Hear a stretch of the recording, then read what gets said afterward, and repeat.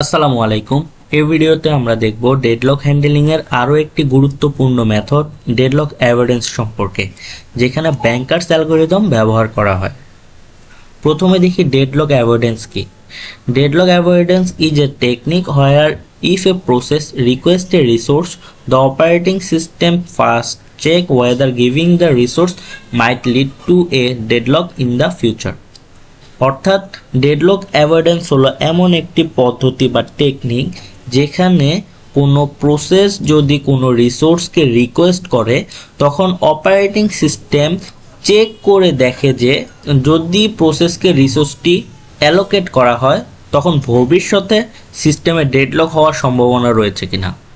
অর্থাৎ যদি কোনো প্রসেস রিসোর্সের জন্য রিকোয়েস্ট করে অপারেটিং সিস্টেমের কাছে, তখন অপারেটিং সিস্টেম চেক করে দেখে যে রিসোর্স যদি প্রসেসকে অ্যালোকেট করা হয় তা ভবিষ্যতে সিস্টেমের ডেডলকের সৃষ্টি করবে কিনা। এখন অপারেটিং সিস্টেম যেহেতু ভবিষ্যতে কি ঘটবে তা প্রেডিক্ট করতে পারে না, তাই এটা একটি কনজারভেটিভ অ্যাপ্রোচ ব্যবহার করে। কনজারভেটিভ অ্যাপ্রোচটা কি? কনজারভেটিভ অ্যাপ্রোচটা হলো প্রত্যেকটা প্রসেস শুরুতেই বলে দিবে যে তার ম্যাক্সিমাম কি পরিমাণ রিসোর্সের প্রয়োজন।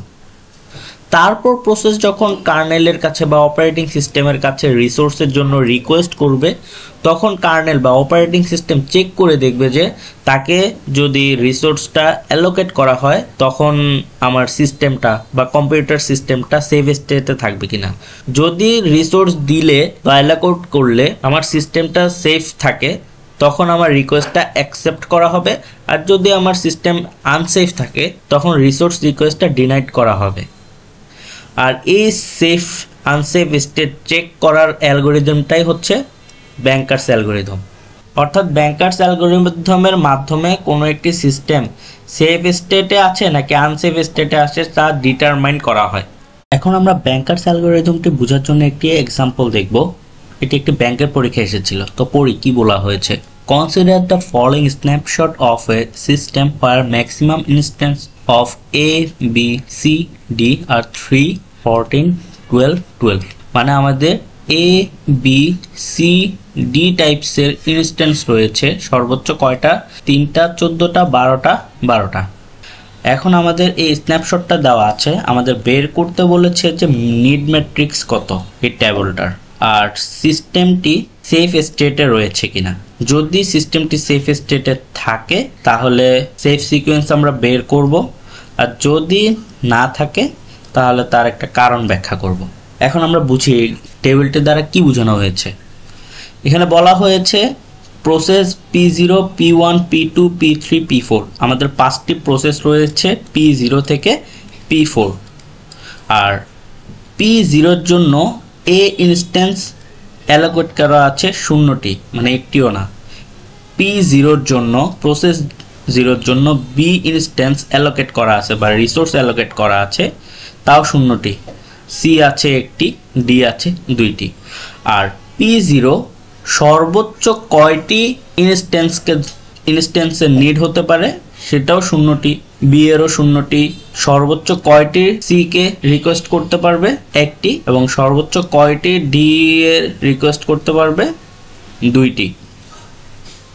একইভাবে P1 এর জন্য, P2 এর জন্য, P3 এর জন্য, P4 এর জন্য। আর অ্যাভেলেবল মানে হচ্ছে আমার এখন কি পরিমাণ ইনস্ট্যান্স এই মুহূর্তে অ্যাভেলেবল আছে তাকে বোঝায়। আমরা বুঝেছি এই টেবিলের কোনটার মানে কি। আমি যদি আরো একবার বলি, এখানে অ্যালোকেশন মানে হচ্ছে কোন প্রসেসকে কি পরিমাণ ইনস্ট্যান্স বর্তমানে অ্যালোকেট করা আছে, আর ম্যাক্স মানে হচ্ছে একটা প্রসেস সর্বোচ্চ কি পরিমাণ রিসোর্সকে, এ এর কি পরিমাণ রিসোর্সকে রিকোয়েস্ট করতে পারে, বি এর কি পরিমাণ রিসোর্সকে বা ইনস্ট্যান্সকে রিকোয়েস্ট করতে পারে, সি এর কি পরিমাণ ইনস্ট্যান্সকে রিকোয়েস্ট করতে পারে। আর অ্যাভেলেবল মানে হচ্ছে এই মুহূর্তে এ এর কি পরিমাণ রিসোর্স অ্যাভেলেবল আছে বা ইনস্ট্যান্স অ্যাভেলেবল আছে, বি টাইপসের কি পরিমাণ রিসোর্স এই মুহূর্তে অ্যাভেলেবল রয়েছে। এখন আমরা প্রথমে নিড ম্যাট্রিক্সটা বের করি, তারপর আমরা বের করব সিস্টেমটি সেফ স্টেটে রয়েছে কিনা। নিড ম্যাট্রিক্স বাইর করার জন্য সূত্র হচ্ছে ম্যাক্সিমাম নিড থেকে অ্যালোকেশনকে আমরা বিয়োগ করব প্রত্যেকটা প্রসেসের জন্য। তো আমাদের স্ন্যাপশট দেওয়া ছিল এটা। এখন আমরা যদি P0 এর জন্য নিড ম্যাট্রিক্স বাইর করি তাহলে আমরা ম্যাক্স থেকে অ্যালোকেশন এটাকে বিয়োগ করব, আনসার কত পাবো? 0। আবার B থেকে B কে বিয়োগ করব ম্যাক্স থেকে অ্যালোকেশন, আমরা 0 পাবো। একইভাবে সি এর জন্য 1 থেকে 1 বিয়োগ করব, 0 পাবো। ডি এর জন্য 2 থেকে 2 বিয়োগ করব, 0 পাবো। একইভাবে যদি আমরা P3টা নেই তাহলে দেখুন 0 থেকে 0 বিয়োগ করব আমরা, 0 পাবো। 6 থেকে 6 বিয়োগ করব আমরা, 0 পাবো। 5 থেকে 3 বিয়োগ করব আমরা, 2 পাবো। 2 থেকে 2 বিয়োগ করব আমরা, 0 পাবো। এভাবে এই নিট ম্যাট্রিক্সটি পাওয়া যায়। এখন আমরা পরের অঙ্কটি করব, is the system is safe state or not. এটার জন্য ব্যাংকার্স অ্যালগরিদমের যে সূত্রটি রয়েছে বা যে নিয়মটি রয়েছে তা হচ্ছে, আমরা যে নিট ম্যাট্রিক্স বের করেছি সেটার প্রত্যেকটা উপাদান অ্যাভেলেবেলের সমান বা কম রয়েছে কিনা। যদি অ্যাভেলেবেল থেকে কম থাকে বা সমান থাকে তখন আমার প্রসেসটা এক্সিকিউট হবে এবং নতুন অ্যাভেলেবেল বের হবে। অ্যাভেলেবেলটা হচ্ছে কি, বর্তমানে যে অ্যাভেলেবেলটা রয়েছে সেটা তার সাথে অ্যালোকেশন যে ছিল ইনস্ট্যান্সের সেটা আমরা যোগ করে দেব। আর যদি না পাই আমরা, তাহলে আমরা সামনের দিকে এগিয়ে যাব। এখন আমরা অঙ্কটা করি। প্রথমে দেখি P0 এর জন্য। P0 এর ক্ষেত্রে আমাদের এখানে নিট দেওয়া আছে 0 0 0 0 এবং অ্যাভেলেবেল হচ্ছে 1520। এটা হচ্ছে শুরুর অবস্থা। আমার 1520টি রিসোর্স অ্যাভেলেবেল রয়েছে।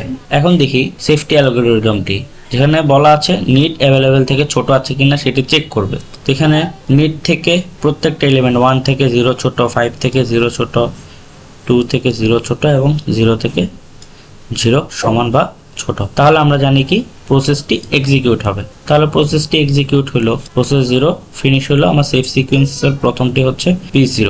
এরপরে বলা আছে নিউ অ্যাভেলেবেল বাই করতে হবে। নিউ অ্যাভেলেবেল হচ্ছে অ্যাভেলেবেল প্লাস অ্যালোকেশন। আমার বর্তমান অ্যাভেলেবেল হচ্ছে কত 1520 আর আমার অ্যালোকেশন ছিল কত 0012। তাহলে 0012 এই দুটাকে আমরা যোগ করে দিব। তাহলে কত পাবো 1 যোগ 0 ইকুয়ালস টু 1, 5 যোগ 0 ইকুয়ালস টু 5, 2 যোগ 1 ইকুয়ালস টু 3, 0 যোগ 2 ইকুয়ালস টু 2। এখন এই অ্যাভেলেবেল মানে কি বোঝায়, আমরা এই জিনিসটা কেন যোগ করতেছি, তার কারণ হচ্ছে আমাদের প্রসেস 0 যেহেতু শেষ, তাহলে প্রসেস 0 জন্য যে সকল ইনস্ট্যান্সগুলো অ্যালোকেট করা ছিল সেগুলো এখন ফ্রি হয়ে গিয়েছে, মানে সেগুলো এখন অ্যালোকেট করার জন্য অ্যাভেলেবেল হয়ে গিয়েছে।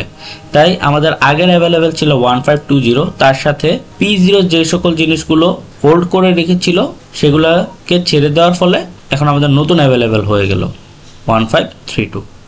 একইভাবে যদি আমরা P1 এর জন্য করি, P1 এর নিড হচ্ছে 0750 আর বর্তমানে অ্যাভেলেবেল হচ্ছে 1532। এখান থেকে যদি আমরা আবার সেফটি অ্যালগরিদমটি চেক করে দেখি, এটা থেকে এটা 0, এটা থেকে মানে কম, এটা থেকে এটা বেশি, তাহলে আমাদের কি এই শর্ত ফুলফিল করে না, তাহলে আমরা এক্সিকিউট করব না। আমরা কি করব, সামনের দিকে আগাবো। আমরা এখন P2 এর কাছে আসলাম। P2 এর নিড হচ্ছে 1102 আর অ্যাভেলেবেল ছিল আমাদের কত 1532। এটার ক্ষেত্রে আমরা দেখি এটা থেকে এটা সমান বা ছোট, এটা থেকে এটা ছোট, এটা থেকে এটা ছোট, এটা থেকে এটা ছোট, তাহলে এটা কিন্তু এই জিনিসটাকে ফুলফিল করতেছে। তাহলে এখন কি হবে, এক্সিকিউট হবে। তাহলে আমাদের P2 এক্সিকিউট হলো। আমরা সেফ সিকোয়েন্সে P0 এর পরে P2টাকে রেখে দিলাম। এখন কি হবে আবার, এখন আমরা আবার এই জিনিসটা করব। নিউ অ্যাভেলেবেল, আমাদের অ্যাভেলেবেল লাস্ট অ্যাভেলেবেল ছিল কত 1532, এটার সাথে আমাদের P2 এর অ্যালোকেট করা ছিল কত 1354। এই জিনিসটাকে যোগ করে দিব। তাহলে 1532 লাস্ট অ্যাভেলেবল আর 1354 এটা হচ্ছে আমাদের অ্যালোকেশন। যোগ করে দিলে আমরা নতুন অ্যাভেলেবল পাই 2886। এখন আমরা আবার পরের প্রসেস P3 এর দিকে যাই। তাহলে P3 এর নিড হচ্ছে কত 0020 আর আমাদের বর্তমান অ্যাভেলেবল হচ্ছে কত 2886। তো এটার ক্ষেত্রে সবগুলো এলিমেন্ট অ্যাভেলেবল থেকে ছোট, তাহলে আমরা কি করব, এক্সিকিউট করব। তাই আমরা এখানে সেফ সিকোয়েন্সে লিখলাম P3, এক্সিকিউট করলাম। তাহলে এখন আমাদের কি করতে হবে, P3 এর নতুন অ্যাভেলেবল, P3 এর পরে নতুন অ্যাভেলেবল বের করব আমরা। নতুন অ্যাভেলেবল হচ্ছে 28860632, মানে হচ্ছে আগের অ্যাভেলেবলটা আর P3 এর অ্যালোকেটেড